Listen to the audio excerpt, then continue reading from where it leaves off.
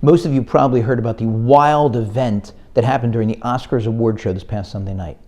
The famous actor Will Smith, shortly before winning the award for Best Male Actor, was sitting in the audience during the show when one of the presenters, Chris Rock, a comedian, made a joke about Will Smith's wife in connection with a medical condition from which she suffers.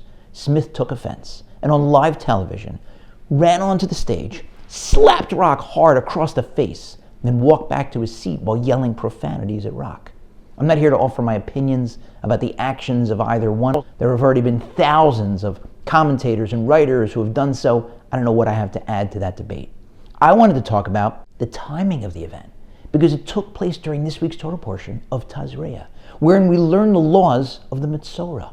A Metzora is someone who suffers from tsaras. That word has been translated for years and still often mistranslated as leprosy. Leprosy is a medical condition that, like tsaras, involves spots on a person's skin. But if it was a medical condition, the Torah would advise the person who thinks they may be suffering from it to go see a doctor.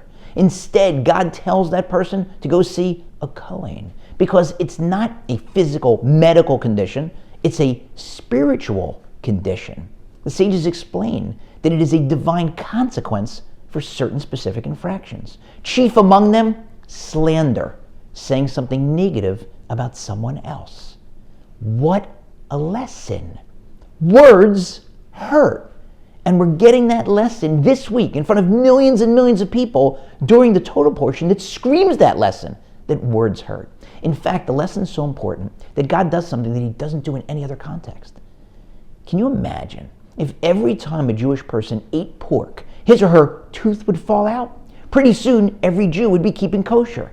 But God doesn't work that way because we have free will. He wants us each to make our own decisions. We're each free to choose whether or not to observe each of the commandments.